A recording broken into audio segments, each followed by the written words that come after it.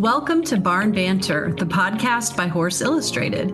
Each month, we bring guests to educate, entertain, or inspire you as you pursue the horsey lifestyle, plus an adoptable horse with a unique story. I'm Susan Friedland, an equestrian author, blogger, and speaker with a soft spot for off-track thoroughbreds. You can find me at my blog, saddleseekshorse.com, or on Facebook or Instagram at saddleseekshorse. And I'm Holly Kakamis, editor-in-chief of Horse Illustrated and Young Rider magazines. You can find us at horseillustrated.com, youngrider.com, and Horse Illustrated and Young Rider on Instagram and Facebook. Hello, Holly. It's Barn Banter time. Yes, it is. Susan, how are you? I am good. I just almost missed our recording because I was so excited planting flowers outside, some impatience, and just got back from a pretty cool trip to Florida. Well, I know it's been a cold winter up near Chicago where you are a lot of the time, so you're probably excited to get outside and go to warm places. So, yeah. For sure. And we had a really cool opportunity. I don't remember if I told you, but I'm speaking at BreyerFest this year, which is in July. Oh, very nice. There was a Breyer Fun Day at World Equestrian Center in Ocala. And my friend who has Chincoteague ponies, they're fillies, a 3-year-old and a 2-year-old, brought them over. And I did a book signing for Marguerite, Misty, and me at the toy shop at World Equestrian Center. It was so fun. Oh, yay. That's awesome. Well, and the ponies were perfect. I mean, they had never been off the farm before.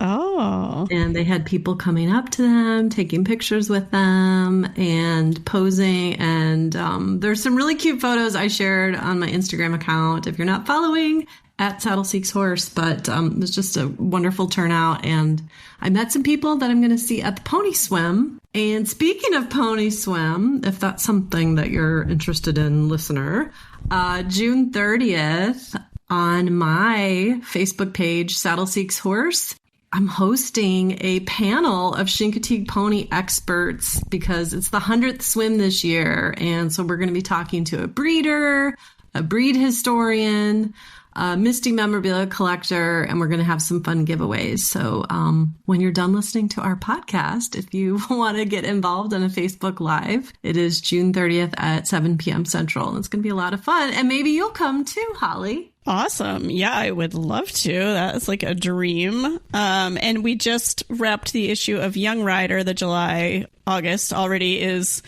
shipped to the printer, if you can believe it. But with your Chincoteague drill team article, and the pictures of these ponies are so cute. Like, they are just so well put together, and they're all like pintos and palominos, and they're just so well proportioned and have like long manes, and they're all like so nice to ride from the drill team pictures. You know, I've done quadrille and it is not easy at all. So whenever I see people, synchronized riding, I'm always amazed. I actually just went to Medieval Times last weekend, and they have all the knights and the jousting, but there was this one thing where they just had like 8 Andalusians doing a quadrille, and I was just like floored. It was just so beautiful. So go to Medieval Times too. That is a super fun place. Yeah. Yes. The ponies, they have great hair. Yeah. Really good feet. Like, they're tiny. They, standing next to a full-size, like, female, from what I could tell in the pictures, they look pretty, definitely under, like, 14 too, but... Actually, okay, yeah. So the 3-year-old, we brought the stick out, and she, like, neither of them spazzed about having this measuring. Usually as soon as you pull out the stick, they just panic. No, they stood there. So Hope is the 3-year-old, and she's a really pretty chestnut with flaxen mane and tail, and she's 14 hands, exactly. And then Harmony, who is the 2-year-old, and she's a dark, beautiful chestnut. Like, she's almost black looking, pretty white blaze. She, I think, was 13 too. And she's the one that has the famous dad. So they've just made a Breyer Riptide model. Is that Riptide, the one? Yeah. See, I'm learning my ponies. Yay. Yeah, Riptide's Harmony is her name. So she's they both captured my heart. But yeah, so you got to meet the ponies one of these days, Holly. I will. Yes, my son's getting old enough. I think we'll be able to go and bring a happy kid soon. So yes, needs one. Hopefully your husband isn't listening to this. But enough about me and the ponies. I know you had a trip too to the American Horse Publications Conference recently, which I was sad because I normally see you there. I know. It was in Texas, and it was the same weekend as the Breyer Fun Day with the ponies, so I couldn't go. But tell us what that was like. I know Horse Illustrated won a ton of honors and awards, and I'm sorry I missed it. Oh, well, we missed having you there. There was a few people that are regulars that I didn't get to see this year, but I was able to go. And my flight was just a nightmare. I waited all day on Thursday for my plane to keep getting delayed. And at like 7 p.m., they finally decided it was canceled. So instead of getting out there Thursday, which was my plan, I didn't get out there till Friday and missed some stuff, but what are you going to do? And then Saturday night was the awards, and Horse Illustrated took home quite a few.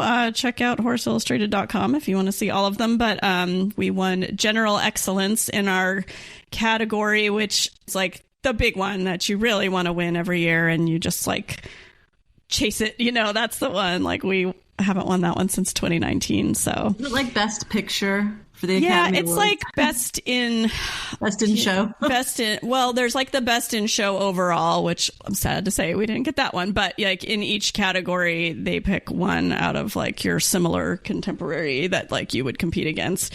So like in your breed, if it was the Westminster Dog Show, I guess. So, but it's still really hard to win. So yes, General Excellence Award. Very excited. Bunch of other stuff. We had first place in best editorial photo, and you can see that too on our website if you're curious. Very cute mare and foal picture that I guess the judges liked it. It captured my heart, so I like that one. And what else? I got to take home my table centerpiece Breyer, speaking of Breyers, because it's kind of raffled off to the table, and I told everyone that my son, that's 5, really wanted a toy and was begging for me to bring him home a toy, and I didn't have time to go to anywhere to buy him anything. So everyone was Holly, so nice and like gave me the Wait a second. So I'm doing air quotes over my son wants the toy. Are you sure it's really for Gio? Is it for you? I mean, I love the Breyer. I would have been thrilled if I won it for myself, but I did give it to him. I have pictures of him smiling from ear to ear when I gave it to him.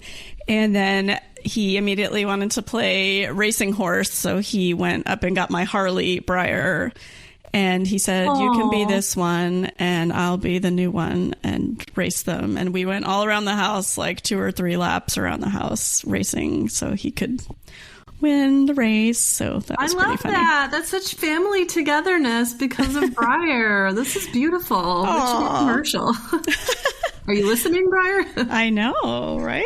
Yeah, no, I love really Breyers. Cool. I try not to get crazy, but in my adulthood, I have bought more than I did as a kid, which is weird. But I love some Breyer. But so also I wanted to talk about. So our guest today is going to be David O'Connor, who I'm an eventer, so he's like my hero of all time. Like the man won individual gold in eventing at the Olympics in the year 2000. And that is just the pinnacle of any sport in the entire world. Everyone gets it and understands it and why it's significant. And America has struggled to the Brits and the Germans so much since then that just like looking back on that achievement still is like, wow, like we did it for the USA, and he was the one who did it. And he was riding Custom Made, who was just so great for so many years. And his other horse, Gilt Edge, he rode the same Olympics and got the team silver on.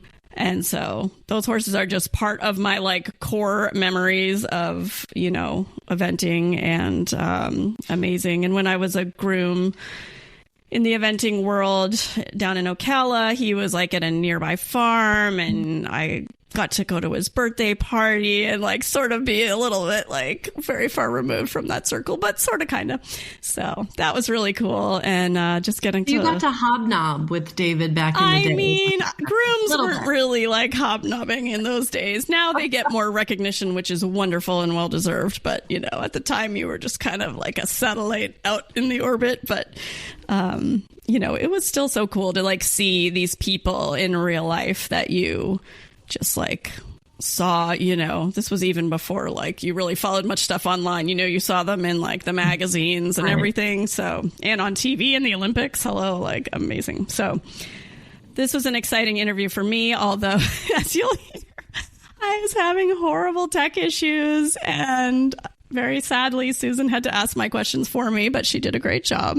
Well, thank you. Yeah, it was a little stressful because we had been trying to get you in the recording. And so I'm like trying to keep the conversation going with David and then looking at my phone and like, oh, Holly's texting me and trying to ask. Yes, so bear with us. Thank you for bearing with us. And that also brings to mind the topic that we mostly were discussing with David, which is social license to operate, which he has been a big person involved in that at USEF. He spoke at the AHP conference last year about what it is and why it's important, which you will find out soon. And actually at this year's AHP conference, I was on a panel to discuss SLO with a bunch of breed and discipline people. So like USHGAA, I believe it was like the Snaffle Bit Association and paint or quarter horse, like, you know, the big breeds and sport associations. Mm-hmm. What do you do if there's bad publicity from a photo or something happens at an event and it like goes viral?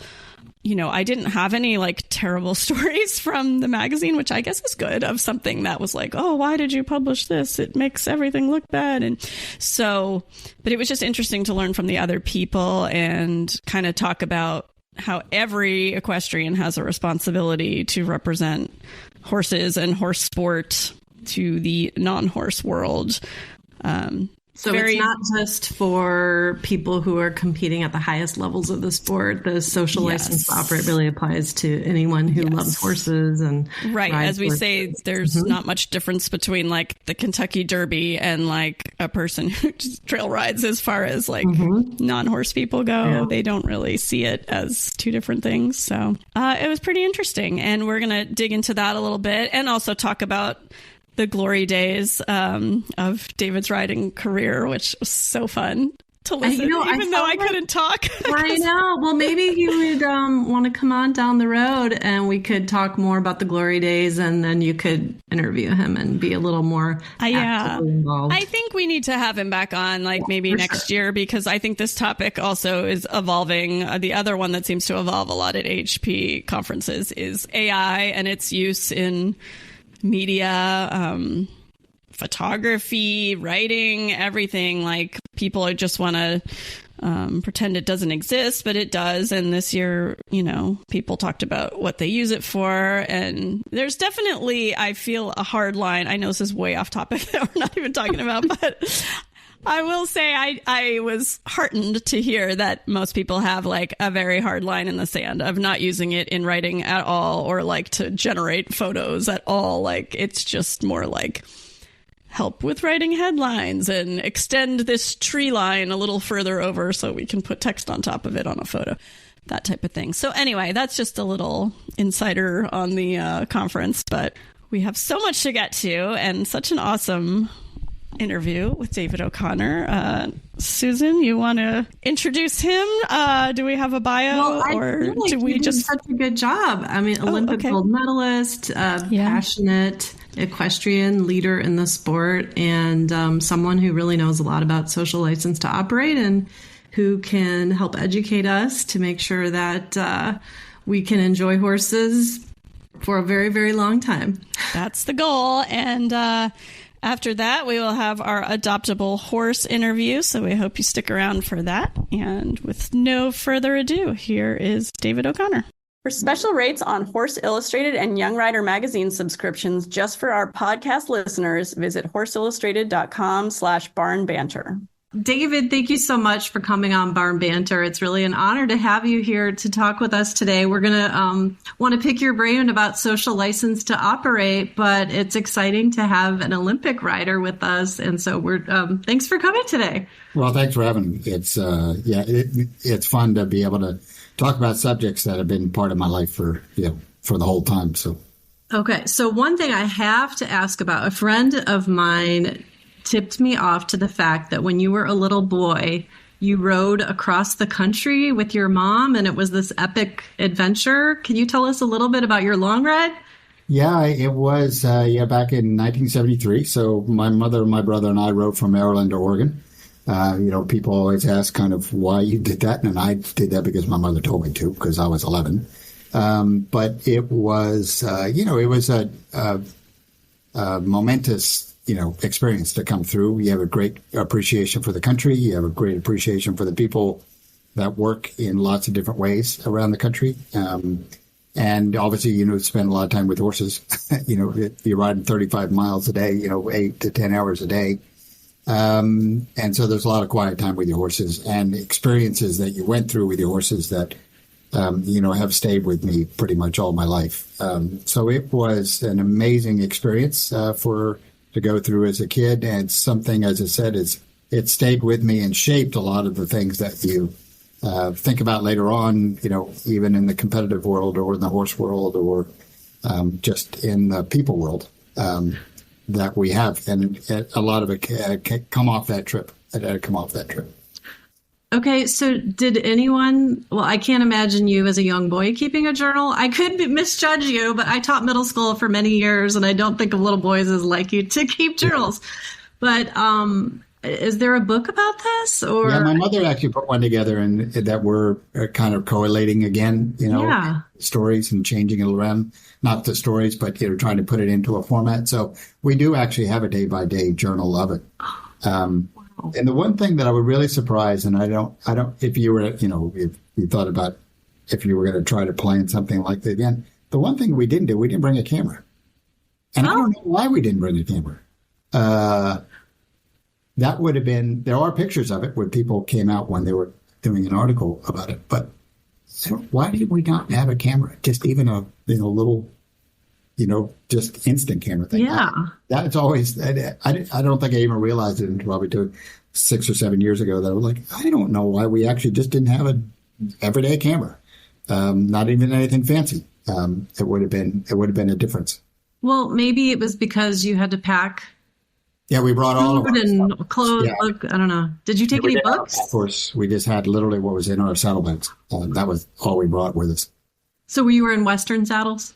No, we were in English saddles, which I would think was a mistake in the end. But we're doing it for becoming light, but because they're, saving weight. But because they didn't actually spread enough weight out, I think there could have been a better compromise than taking those saddles that we did, old Steuben saddles. But that would, that's just life learning as we went on. Yeah. Question for you. So do you still ride 35 miles a day? I do not ride 35 miles a day. I do ride. I continue to ride. I retired from competition from international competition in 2004, but I ride every day as much as I can. I have, Karen and I have always kind of had an apprentice program, students that have come along.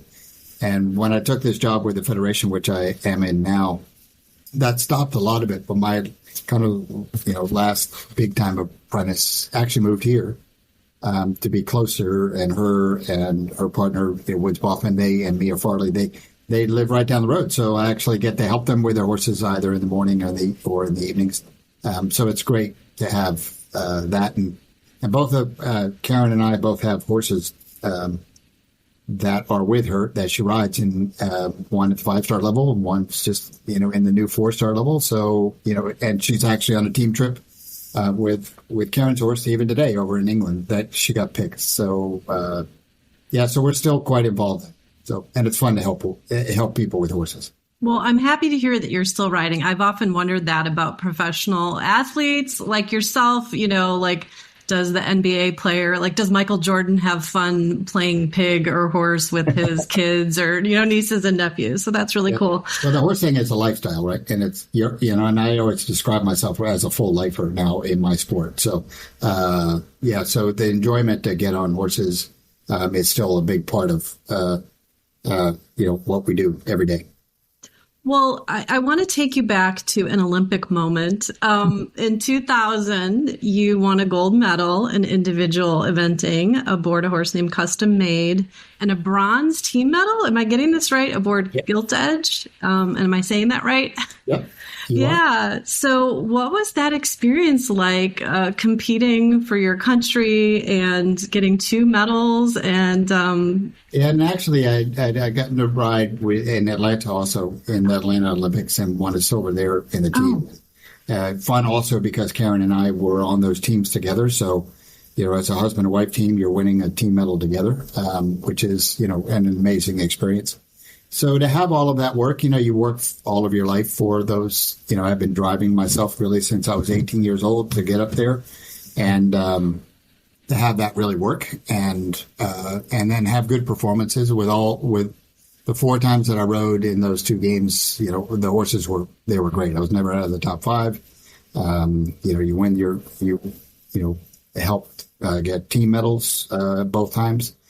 So that, it's an amazing experience. The Olympics is so much, a bigger part of it takes you into a world where it's all sports instead of just, if you go to the World Championships, it's horse sports, or if you go to those type of, or badminton or Kentucky here, those are within the community. But when you step into the Olympic Games, it's such a larger community that you're a part of, and you feel that, that you are part of such a larger thing. And I've always said it's actually, realistically, it's almost, I think, the only thing that the whole world believes in, kind of it crosses race and religion and ethnology. I mean, it crosses all of that. And at some point, it's going to be a couple people down on the field and somebody's going to come home with it.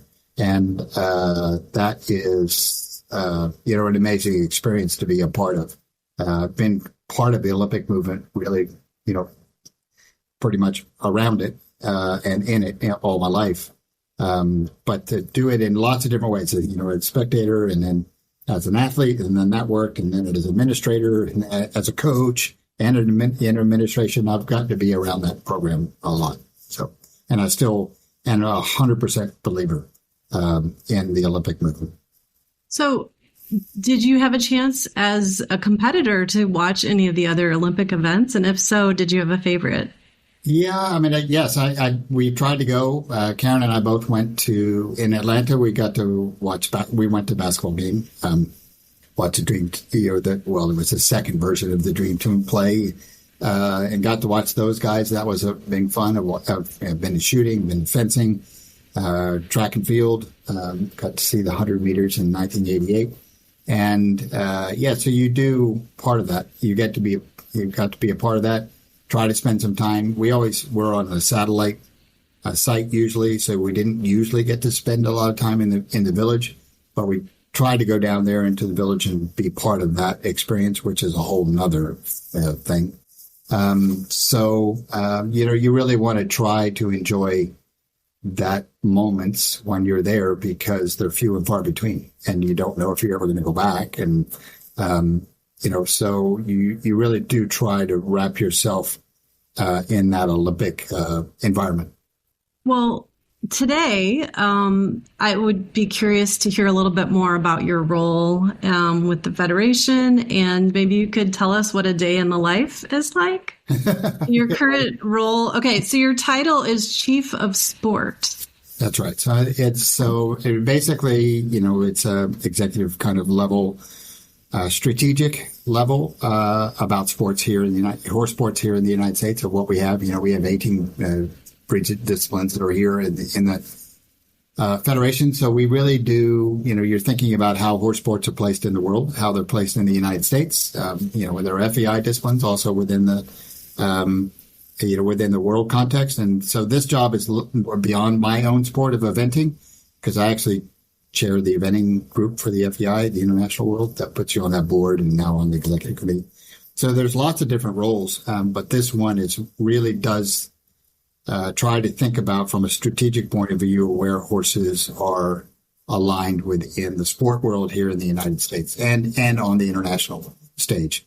We've got a great team here that works very, very well together, and we keep, trying to put ourselves up into the forefront of what and trying to be in the forefront or a little bit ahead of the game with some of the things that are changing in society and how society looks at horses and what effect will that have. So it's it's a very, very interesting job. I don't know if I could say what a day in the life looks like, because it's could be a lot of things.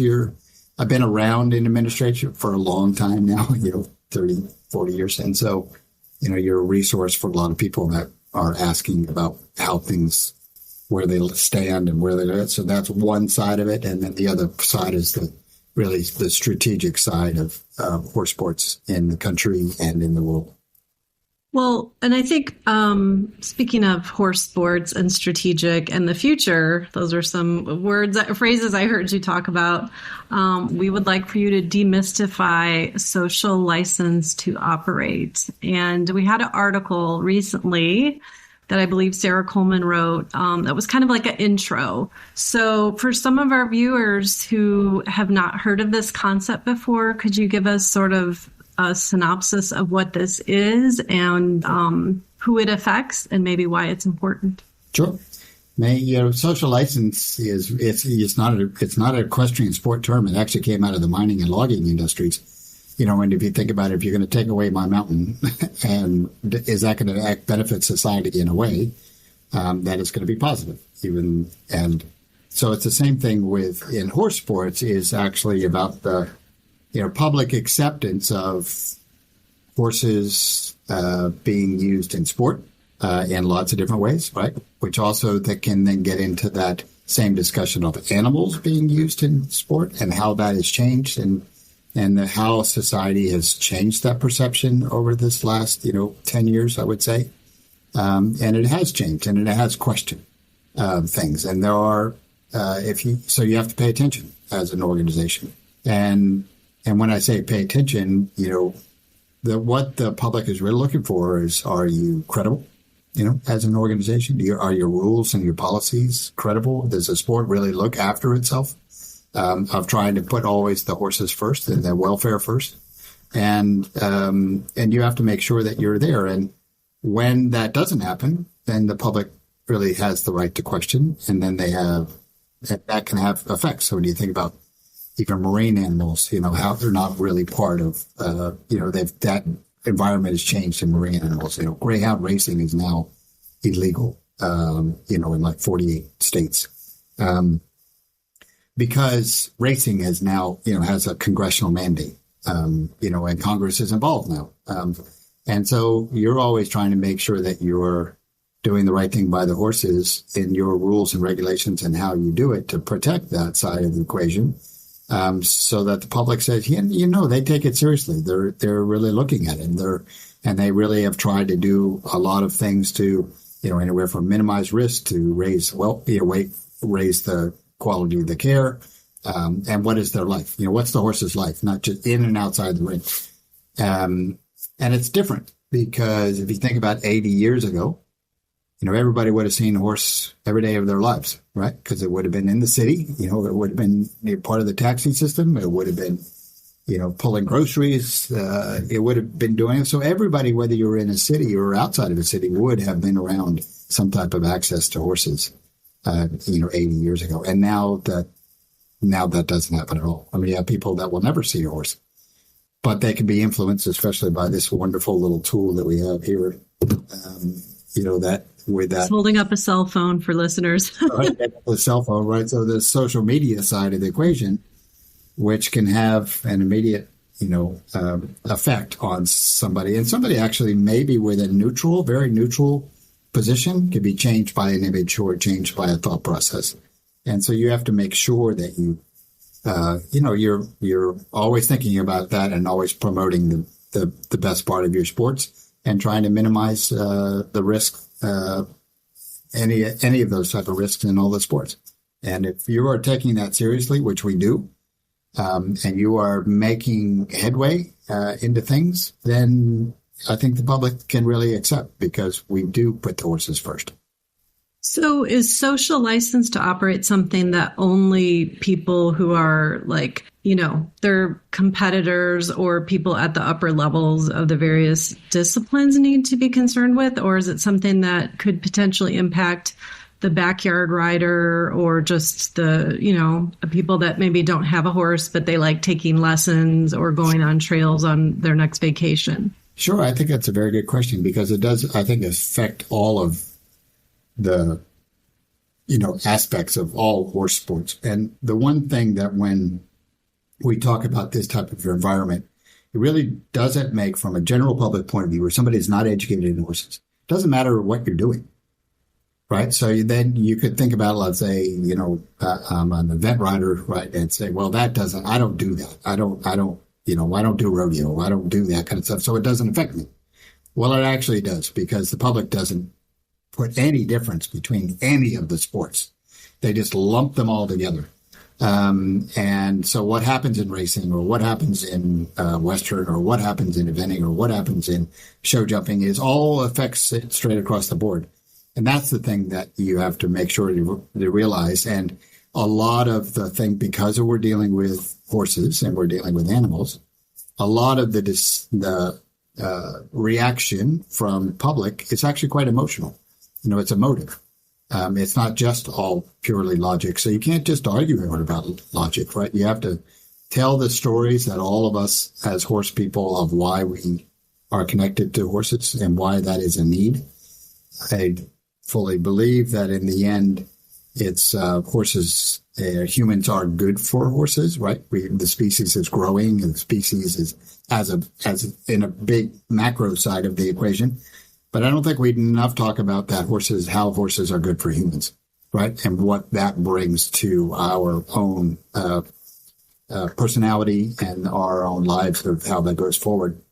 Their tremendous impact on that for those of us that are part of it. And we need to be able to sell that. We need to sell that story. We need to tell that story. And we need to tell that story in a way that people can understand it, not tell it to, not preaching to the choir. Of the people that already know about horses. What happens if somebody doesn't know about horses? Why are you so interested in it? And being able to explain that and talk about that, I think, is really important. When you do that, people get it. And the impact that horses have on humans, for 6,000 years. But just the impact that horses have in our modern day life is, I think, something that we should really put out in the front, so that it never gets minimized of their effect on humans. So, David, you just made me think of an experience I had 2 Saturdays ago. I was at an event, and there was Mane in Heaven is a miniature horse-based therapy program, and we had a little event at a library. And I have an off-track thoroughbred. I see my horse, almost every day, and I love him, and he's cuddly. But long story short, I didn't know this mini horse, and I got down next to her, and she had these gorgeous eyelashes and real fluffy forelock. And so I was like, can I take a selfie with her? And when I did, she turned at this moment and breathed on the side of my face. And you would have thought I just won the lottery. Like it really, I had such a reaction like, oh, she likes me. And I thought to myself, like, I don't want to say I'm a hardened horsewoman, but you know what I mean? Like, it shouldn't be that big of a deal to me because I'm around a horse that does something similar. And I thought about how beautiful it was, and that these minis go into hospitals and assisted living homes, and how amazing and magical that must be, for someone who's not around horses. Yeah, I have a little bit of a story, if I can. I was doing a thing for the Today Show. Before the Olympic Games, before Athens. That was after I had won. And so I brought custom made up in the middle of New York City, right down at Rockefeller Center. And, because he was great about those things. Most of my horses still handled some strange situations like that, whatever. So I ride up to Katie Couric, who's doing the interview, and I ride up to her and I hop off and hi, and I had met her before, and so I put my hand down on Taylor's neck, and he lowered his head, and we're just talking about it, and Taylor's just kind of doing this. She suddenly starts to pat the front of his head, and she goes away. I mean, she goes away on television, live television, and she just goes into another place and just starts stroking him. It was very, very powerful, and I'm sitting there watching this and like, okay, what are you going to do? And but she just completely went away, and that was the power of having forces in that moment. You saw it right in front of me. I also do some work. I do some work for the Army right now with the Caissons group, trying to rebuild their program, and that powerful image of doing a funeral for our veterans, guys that come back in Arlington Cemetery with horses. That is such a powerful image, as we saw with President Carter's funeral. That very, very powerful image of having those horses do that, and being part of that program is actually, it's fascinating, and I'm so glad. That's an honor to do it, but it's gives me a lot of satisfaction just by being around it and being part of something like that. So I guess my next question for you, David, is you're impacting things kind of at the top, and you have these connections for larger organizations and that. But like, what can the everyday equestrian do to ensure that we have a fun horse-filled future? Yeah, I believe education is such the big part of me about making sure that you get education through experts and that are around, whether you're a backward, whether you have ambition to compete or not, doesn't make any difference. But the natural horsemanship movement, which is, great and positive, the competitive environment and the experts that are in that field, I think it's always trying to study what that human-horse relationship is, and how you want to use it is up to you. Whether you use it for being out in the middle of a field or going hacking or, riding endurance, or doesn't make any difference. But I think making sure that you understand how horses think, because they think different than humans, and what do they get out of that relationship, I think is a big thing. And it makes no difference of whether you want to be in the competitive environment or not. Because it's really the same thing. Horses, no matter what they are, they think similarly, no matter what the breed or discipline. Some things faster, some things slower, but in the end, they think similarly. So how do we understand? I think it's a big thing for me is that we have to make sure that we understand their language before they ever come back and start to think about that they understand our language. We need to think their language and need to drive ourselves and push ourselves. That's our responsibility, to understand their language. This is such a great conversation. I feel like I want to pause to take in what you just said and summarize it and really think about my next question. But if I had to summarize, so it sounds to me like maybe why there has been a shift with how people are viewing horses and horse sport is because people aren't having overall, like the non-horse community has less access to horses. And then that with the advent of the cell phone and social media, and also maybe people like to take up a cause or something. And so they feel like they can be an expert and know if something is good or bad, even if they have no experience with the particular situation. So are there any other... The hard part about the social license of the phone thing is that it can be a moment in time that hasn't really had nothing to do with the time that was actually happening. It was a snapshot of something that is not, really was not unacceptable. And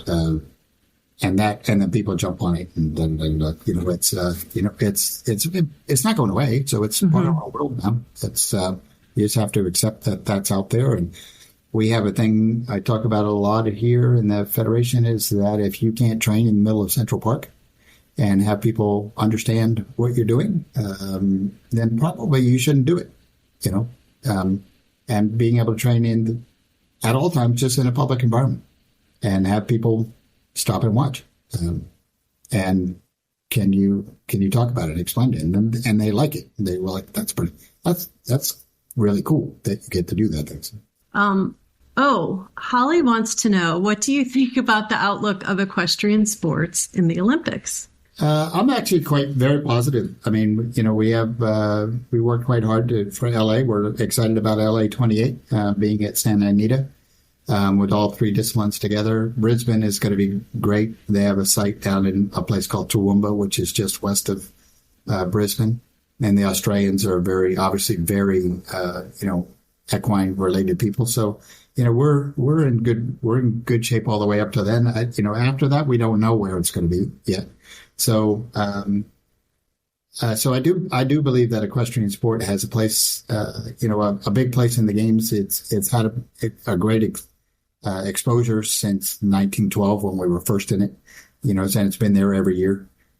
So I think people really do enjoy it. The numbers that came out of Paris were huge, with worldwide, interest in it on the digital as well as live spectators. It's one of the few events, I think, on Cross Country Day, at Paris, we had, and it's only because they locked it out. They had, 44,000 people there watching cross country, and it was electric. And in Sydney, they had over 60,000 on the Cross Country Day. So as a live spectator for it, it's pretty huge, compared to just, one sports. To go to the track and field, you might get 110,000 people in that, 100,000 people in that ring, but they're looking at 24 different disciplines all at the same time. So I do feel like that equestrian sport has a place. There is the interest. There is a worldwide interest that is showing the strength of the interest. And I have a follow-up question to that, and then Holly has another one in it. Okay, so is this whole concept with the social license, is this a Western cultures thing? Are there other countries that are struggling and grappling like we are? Oh, no. I actually think it's more prevalent. Well, you say Western society, yes. I would say that because Europe is, it's even stronger as a place over there. It's very, very strong movement in Europe, and less so, I would say, in Asia. But is getting there because a lot because of the race, because they have, high-end racing there too. So, so I wouldn't say that it's a bigger deal here than it is. I think it's a bigger deal actually in Europe with all the different countries. So it is a worldwide problem. It is a worldwide, it's not an issue that we just have to put it in front of our minds.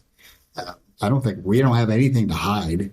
It's literally making sure that it's, the way that we speak and the way that we talk and the way that we explain, and the way that we care and the rules that we have that are stringent, because every industry has some bad actors. And are our rules really strong? And I think our rules are very strong and very quick about taking somebody that steps outside the system.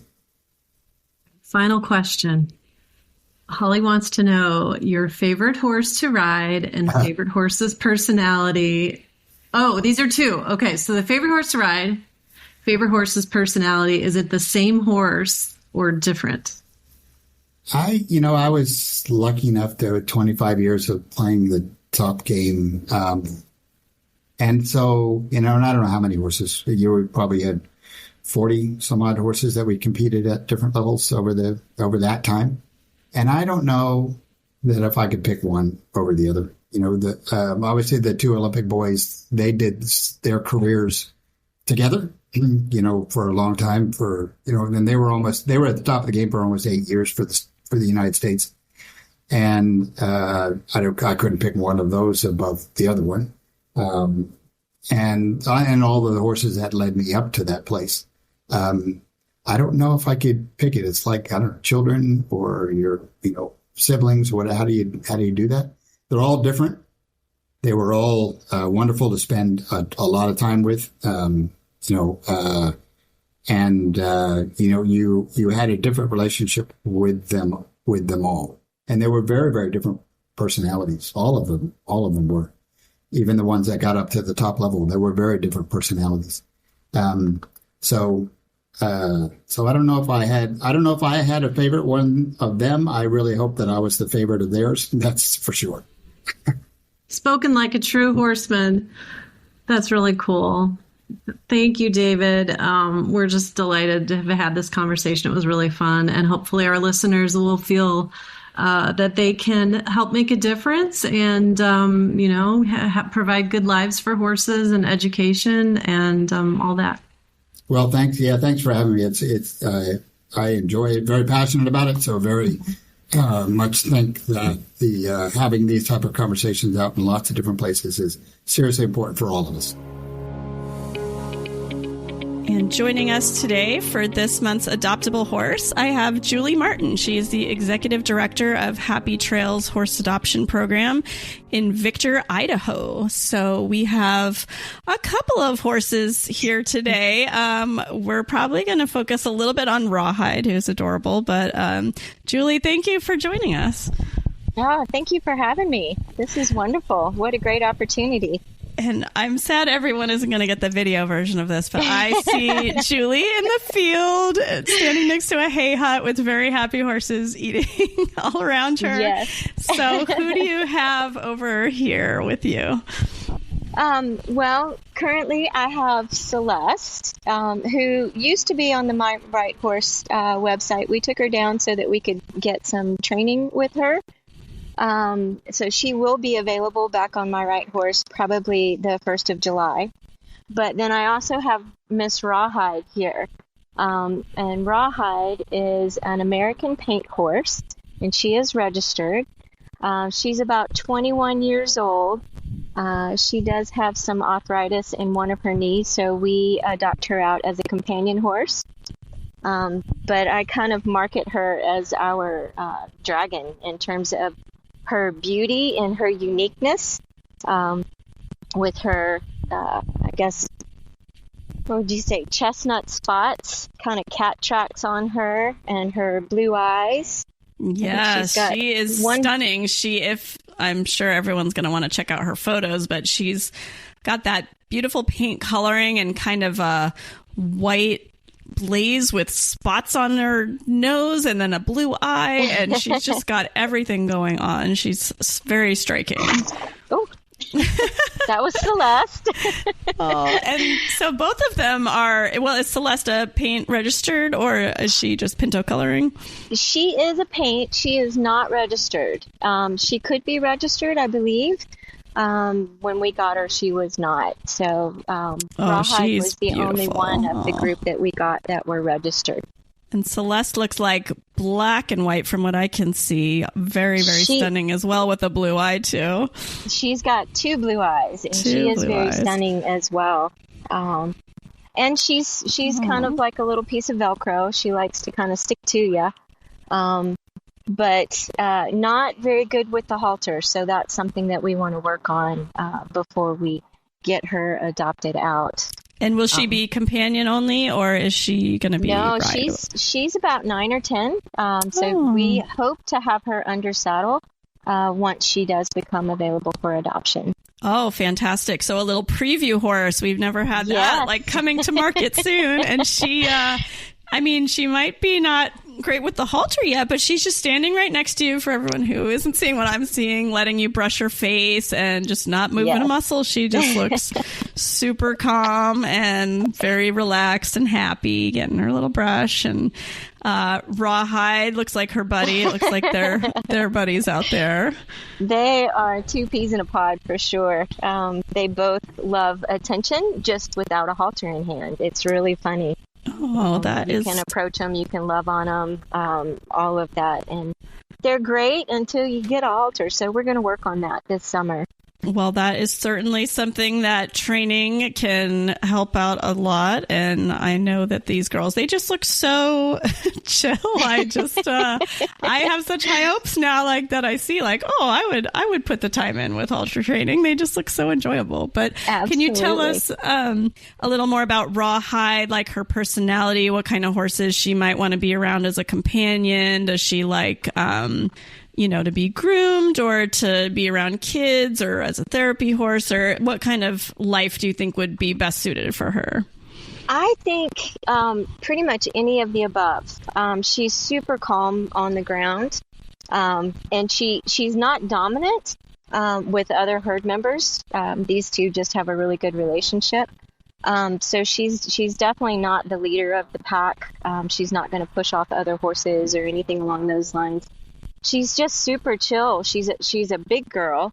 And we actually have a Masterson method clinic coming up next month, and I plan on using her for that in terms of just getting some hands-on work, therapy, anything along those lines. I think she would be very, very good at. Awesome. With kids, we haven't had a whole lot of kids, but we do have some that volunteer. They're early teens, and she seems to do just fine around them as well. Awesome. Well, and Isn't that right? if somebody, was interested in Celeste as their riding horse and needs a companion because they don't already have any other horses, they could always come and adopt both. I'm just throwing it out there. Absolutely. Well, we have two more that are already in training, paint horses, that should be back at the end of June as well. And they'll be ready to roll.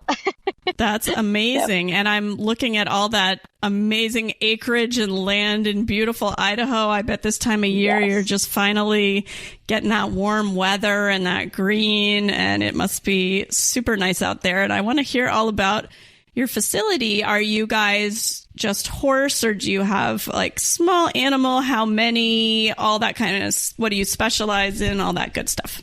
We are horse and mule, donkey, anything equine. We are located just in between Victor and Driggs, Idaho. We're on about 17 acres proper, but we do have access to another 750 acres of kind of open space, trees, trails, things along those lines. This gives us an opportunity when we do get horses that are available under saddle, we can kind of trail test them a little bit to have a better understanding of what they're comfortable with. We have two arenas. Currently, we have a horsemanship clinic going on right now with 10 participants and a facilitator out of Australia.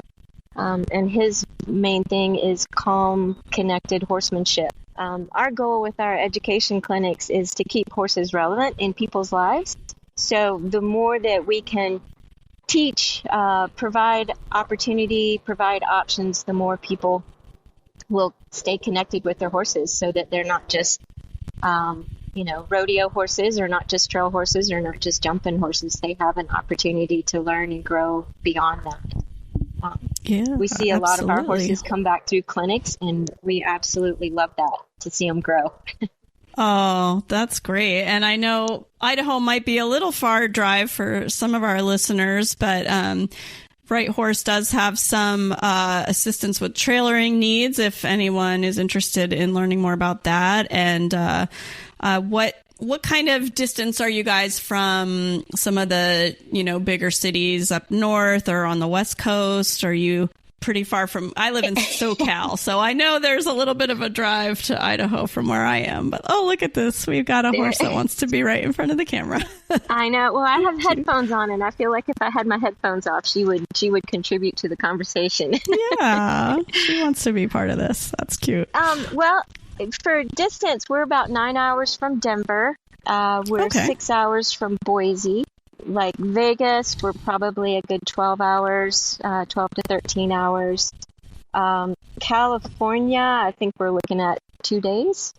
Yeah, because I'm about 4 hours from Vegas, on a good day. So just a little bit more than that, but definitely not insurmountable. So I don't want anyone to be discouraged, and they can visit beautiful Idaho in the summer, which who wouldn't want to do that? It looks amazing. And I'm jealous of those 750 acres you have, because we do not have that kind of land around here, but it looks spectacular. And the horses, they're just so beautiful. I would really encourage everyone to go to our show notes and link to these horses because, well, I guess Celeste won't be up, but we have pictures of the very beautiful rawhide, but unique rawhide. Yes, she is going to be someone's unicorn. I can feel it for sure. Absolutely, I love it.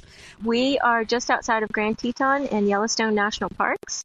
Oh, okay. So you Make can't it a see trip. it from here, but the tip of the Grand Teton is just over these mountains behind me.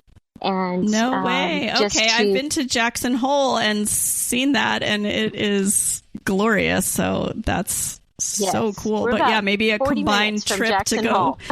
Whoa. Okay. Yeah, everyone needs to see Jackson Hole. I decided as soon as I got off the plane, I'm like, this is absolutely every horse person's dream. So yes, make a trip out of it. I think that just, and Yosemite said, I think too. So yeah, Yellowstone. Oh, Yellowstone. Sorry. Take a visit to Yellowstone. And I know that is definitely trending with the TV series. So everyone's interested in checking that out. Very good. And we have 3 Yellowstone National Park retired horses coming in potentially this weekend. That's one of our program offerings is retired government flying. So National Park Service horses and National Forest Service horses. They go like hotcakes because they've seen and done everything. They're just incredible animals. So. Yeah, I was going to say that's got to be a horse with all the mileage that, you know, pretty much as bomb-proof as it comes if they've come from that career. So yes, that's fantastic. Well, good. So keep an eye out at Happy Trails for those coming up too. Awesome. Well, thank you, Julie, so much for telling us all about your facility and these very beautiful horses. So we will make sure everyone can get the link to how to adopt. And do you like to have people apply and talk on the phone first, or how does the adoption process work? Yes, usually apply, and then I will respond, or one of our adoption team members will respond with an email, and then from there we'll go to phone. And transportation is usually not an issue. We get a lot of haulers that we trust coming through this area. So I know I have to call out, Rawhide has an inquiry out of Oklahoma, and so that's something that we're super excited about, and it could be a good fit for her. Well, fantastic. We hope they all get their perfect home, and thank you so much for your time today, Julie. Yeah, thank you. I sure do appreciate it, and highlighting us, and it's a great opportunity, so thank you. Thanks. Don't be shy. Show us some barn banter love by leaving a review, and you can tell all your friends too.